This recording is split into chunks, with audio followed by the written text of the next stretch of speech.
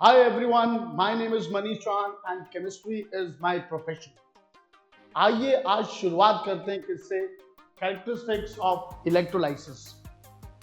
पिछली क्लास में मैंने आपको बताया था व्हाट इज इलेक्ट्रोलाइसिस। देखिए दो शब्द होते हैं, electrolysis means chemical decomposition with the help of electricity is known as what, electrolysis. आपको याद रखने दो शब्द, इलेक्ट्रोलाइट और non electrolyte. Electrolyte they break down into ions when you pass electric current, whereas non-electrolyte they do not break down into ions, they remain as molecules.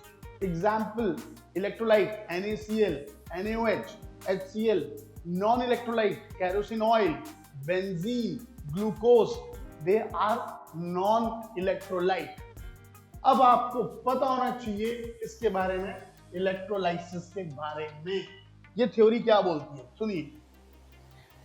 जब भी आप electrolysis करेंगे, electrolytic cell you have seen, electric energy is converted into chemical energy. आप बिजली पास करा रहे हैं। जैसे आप बिजली पास कराते हैं थ्रू द इलेक्ट्रोलाइट, तो it will break down into cation and A9.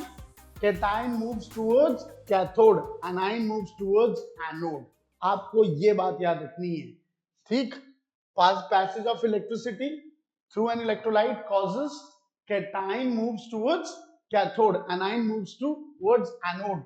C का रूल याद रखिएगा, A cation goes to cathode, anion goes to anode, ये याद रखना आपको।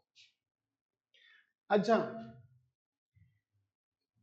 जितने एनोड के सरफेस पे एनोड जितने इलेक्ट्रॉन गेन करेगा उतने ही इलेक्ट्रॉन कैथोड देगा, right? The number of electrons gained by the anode is equal to the number of electrons given by the cathode. फिर से बात समझना, ये कौन है, इलेक्ट्रोड। इलेक्ट्रोड का काम क्या है सर, इलेक्ट्रॉन देना इलेक्ट्रॉन लेना। जो पॉजिटिव टर्मिनल से जुड़ा है उसको हम क्या कहते हैं, एनोड। जो नेगेटिव टर्मिनल से जुड़ा है उसे हम क्या कहते हैं, cathode. Negative positive, anode cathode. अब मेरी बात ध्यान से सुनिए, ये कैटाइन है Na पॉजिटिव, ये कौन है Cl negative, molten NaCl। Cation moves towards cathode, यहां जाके ये क्या बोलेगा, ए कैथोड बाबा मुझे एक इलेक्ट्रॉन दे दे, क्योंकि इसमें एक पॉजिटिव चार्ज है। कितने इलेक्ट्रॉन मांगेगा, एक। ये Na पॉजिटिव एट कैथोड क्या करेगा, एक इलेक्ट्रॉन लेके क्या बन जाएगा, सोडियम। ये सरफेस पे जाके लेगा, इसके पास एक इलेक्ट्रॉन फालतू है, ये इसके सरफेस पे जाएगा वहां देगा, ठीक। तो ये एक इलेक्ट्रॉन दे रहा है एट एनोड। ये Cl नेगेटिव लूज इलेक्ट्रॉन, तो देखो Cl नेगेटिव ने क्या किया, लूज किया, सरफेस पे किया, तो इसकी ऑक्सीडेशन हुई। ऑक्सीडेशन कहां पे हुई, सरफेस पे। सरफेस पे क्या हुई, रिडक्शन, Na पॉजिटिव ने इलेक्ट्रॉन लिया, तो ये क्या बनेगा इस तरीके से, 2Cl negative will give two electron and it will form chlorine gas। बोलिए, प्रोडक्ट फॉर्मेशन हमेशा कहाँ होता है, सरफेस पे। तो याद रखना, जितने इलेक्ट्रॉन ये लेगा उतने ही इलेक्ट्रॉन ये देगा, ये इसका रूल है। Clear, next. The product of electrolysis are form at the anode and cathode, surface पे, ठीक। द एक्सचेंज ऑफ इलेक्ट्रॉन कहां पे हो रहा है sir, takes place only at the surface of electrodes. Anion आएंगे सरफेस के ऊपर, वहां वो इलेक्ट्रॉन देंगे, कैथोड के सरफेस में आएंगे, वहां से वो इलेक्ट्रॉन लेंगे। नेक्स्ट सर, कैथोड पे हमेशा जो कैटाइंस होते हैं they reduced to metal, they reduced to metal. Metal कहां पे डिपॉजिट हो रही है sir, at cathode. Hydrogen gas कहां मिलेगी, एट कैथोड। ये देखिए 2H पॉजिटिव आयन कौन है, कैटाइन। दो इलेक्ट्रॉन लिए, क्या बन गया, हाइड्रोजन गैस। तो हाइड्रोजन गैस ये कौन है? Na पॉजिटिव, इसने एक इलेक्ट्रॉन लिया, क्या बना? Na। तो hydrogen gas and metals are liberated at the cathode. ये बात सबको समझ में आई? And hence are called electropositive elements. ठीक, आगे नॉन मेटल्स का काम क्या होता है? सर नॉन मेटल्स होती हैं सर जैसे Cl क्या है? Non metal. ठीक, अब ये नॉन मेटल हमेशा इलेक्ट्रॉन लेते हैं, इलेक्ट्रॉन लेने के बाद ये क्या बन गए? सर इनका इलेक्ट्रॉन नेगेटिव नेचर होता है, ये इलेक्ट्रॉन लेते हैं, दे चेंजेस इनटू व्हाट? एनाइन। लेने के बाद दे चेंजेस इनटू एनाइन। एनाइन कहाँ मूव करेगा? सर एनोड पे, और वहां जाके अपना इलेक्ट्रॉन क्या करेगा? दे देगा। Anion moves to anode. Okay, अब देखिए गया एनोड के सरफेस पे, आप ऐसे लिखेंगे एट एनोड। बेटा पेपर में जब भी रिएक्शन लिखोगे, बोर्ड की कंडीशन है कि सबसे पहले आपको क्या लिखना है? एट एनोड, फिर रिएक्शन शुरू करना है। एट एनोड फिर ऑब्जर्वेशन लिखनी है।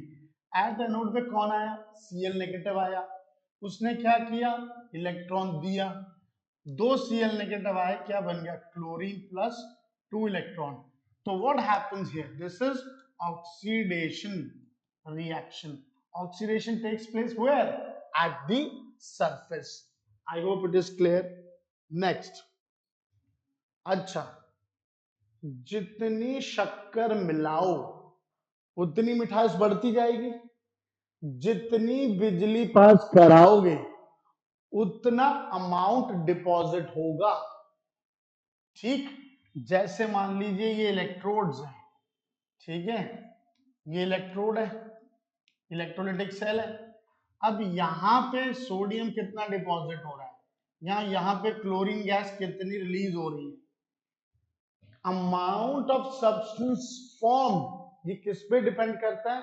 सर ये डिपेंड करता है क्वांटिटी ऑफ इलेक्ट्रिसिटी पास, कितनी देर के लिए कितना करंट दे रहे हैं, दैट इज कॉल्ड क्वांटिटी। अगर आप लंबे समय तक के लिए करंट दोगे, लो करंट फॉर लॉन्ग ड्यूरेशन, तो थिकनेस जो होती है ना, जो डिपॉजिट होता है, थिकनेस बढ़ जाती है। तो बोर्ड कई बार ये सवाल पूछ लेता है कि थिकनेस किस पे डिपेंड करती है? तो थिकनेस डिपेंड करती है किस पे? What? Long duration, current, flow of current for long duration. I hope it is clear. ठीक, तो जितनी बिजली पास कराएंगे उतना सब्सटेंस डिपॉजिट होगा। Very very important question, the process of electrolysis is a redox reaction justify. ये बोर्ड पूछेगा। आपने पता आपकी बुक में थोड़ा गलत लिखा हुआ है, आप वहां लिखना मोल्टन NaCl। क्या लिखिएगा? Molten NaCl। मोल्टन NaCl किस में टूट जाएगा? Sir Na positive Cl negative. अब आप क्या बोलेंगे? At cathode. एट कैथोड में कौन जाएगा? कैथोड कौन होता है? Negatively charge. ये Na पॉजिटिव जाएगा। Na पॉजिटिव कितने इलेक्ट्रॉन लेगा? एक पॉजिटिव एक नेगेटिव कैंसिल, क्या बन गया? Sodium. At anode, at anode क्या करेंगे आप? ये Cl है नेगेटिव, ये Cl प्लस इलेक्ट्रॉन बन गया। पर सर Cl कभी एग्जिस्ट नहीं करता, दो Cl नेगेटिव क्लोरीन मॉलिक्यूल और दो इलेक्ट्रॉन देंगे। इतनी बात समझ में आई? एनोड में कितने इलेक्ट्रॉन दे रहा है? ये दो इलेक्ट्रॉन। क्या मिल रहा है आपको? क्लोरीन। अच्छा, ये इलेक्ट्रोलाइसिस है, आपने बिजली पास कराई। बिजली पास कराने से, नमक में बिजली पास कराने से you are getting new substance. What are those new substance? The new substance is sodium. New substance is what? Chlorine. इसीलिए इसको बोलते हैं chemical reaction. But which type of reaction is this? This is a redox reaction. Why? Because reduction takes place at cathode and oxidation takes place at anode. ये दो शब्द लिखेंगे आप, तब जाकर आपको फुल मार्क्स मिलेंगे। ये क्वेश्चन पेपर में आएगा। You can explain with the help of this example, right? Next, याद रखिए इलेक्ट्रोलाइसिस में हमेशा हम किसका इस्तेमाल करते हैं? डीसी। एसी का इस्तेमाल हम नहीं करते हैं, बैटरी का इस्तेमाल करते हैं। अच्छा, चलते चलते मैं तुम्हें दो चीजें और बता दूं। ये शब्द बड़ा इंपॉर्टेंट है, electrolytic dissociation. What do you mean by this electrolytic dissociation? देखो ये क्या लिखा हुआ है, आपकी नजरों के सामने लिखा है NaCl, लेकिन NaCl एक्चुअल में क्या होता है? एक्चुअली में तो ये Na पॉजिटिव और Cl नेगेटिव होता है। ये तो ऑलरेडी क्या है? आइंस है, और इनके बीच में क्या है? Electrostatic force of attraction. हम लिखते ऐसे हैं, लेकिन वो एक्चुअल रियलिटी में होते क्या है? आइंस। तो आइंस जो होते हैं वो जस्ट एक दूसरे से अलग होते हैं। दे वर ऑलरेडी आइंस, पानी में डालेंगे तो ये आइंस अलग होते हैं। तो आयनिक कंपाउंड्स के लिए हम कौन सा वर्ड इस्तेमाल करते हैं? Electrolytic dissociation. देखो मेरी बात समझना, देखिए कैसे। ये एक लड़का है, ठीक है, और ये एक लड़की है, मानते हैं? भाई साहब ये लड़का मस्त अपना घूम रहा है, ये लड़की मस्त अपनी घूम रही है, दोनों में फ्रेंडशिप हुई, दोनों घूमने गए, पार्टी गए, डिस्को गए, खूब अच्छे घूमना फिरना हुआ, ठीक। भाई दोनों क्या है, भाई ये उसका बॉयफ्रेंड है, इसकी गर्लफ्रेंड है, भाई थोड़े दिनों के बाद इनके बीच में होगी लड़ाई। तो ये लड़के ने कहा हट मैं जा रहा हूँ अपने रास्ते, लड़की कहती तू हट मैं अपने रास्ते जा रही हूँ। तो इनके बीच में क्या हो गया सर? इनके बीच में ब्रेकअप हो गया। क्या हो गया? Which word you will use? Breakup. तो भाई अच्छा ये कौन है? ये मैं हूं, ठीक। ये कौन है? ये मेरी वाइफ है, ठीक है। बोलिए बात से सहमत? अब हम दोनों तो भैया साथ में रहते हैं, ठीक है। अब एक दिन हमारी लड़ाई हो गई, ये चली गई अपने मायके में, चली गई अपने मायके, बच्चों को भी लेगी, सब हमारे बीच में लीगली क्या हो गया? हम एक दूसरे से अलग हो गए। तो मुझे बताइए मेरा क्या हो गया? ब्रेकअप नहीं, मेरा क्या हो गया? डिवोर्स। तो you will use a particular word, Manish sir का डिवोर्स हो गया। यहाँ पे यू विल यूज ब्रेकअप, यहाँ थोड़ी बोलोगे गर्लफ्रेंड बॉयफ्रेंड के बीच में डिवोर्स हो गया। डिवोर्स तो तुम इस वाले कपल के लिए इस्तेमाल करोगे ना यार। तो मेरा वही कहने का मतलब है, इलेक्ट्रोलिटिक डिसोसिएशन वर्ड किसके केस में इस्तेमाल किया जाता है? आयनिक कंपाउंड्स में। और कोवेलेंट कंपाउंड्स के केस में वर्ड इस्तेमाल किया जाता है आयोनाइजेशन। ये वर्ड आएगा पेपर, ठीक। The process due to which an ionic compound dissociates into ions in the fused air and aqueous solution is called what? Electrolytic dissociation. Ionization word क्या होता है सर? ये कौन है? HCl। ये कौन है? मॉलिक्यूल, ठीक। आपने इसको पानी में डाला तो ये क्या बन जाएगा? H positive aqueous plus Cl negative. पहले ये आयंस नहीं थे, अब ये आयंस बन गए, तो इसको बोलेंगे आयोनाइजेशन। तो आयोनाइजेशन की डेफिनेशन नोट कर लीजिए, पोलर कोवेलेंट कंपाउंड, ठीक, break down into ions is known as what? Ionisation.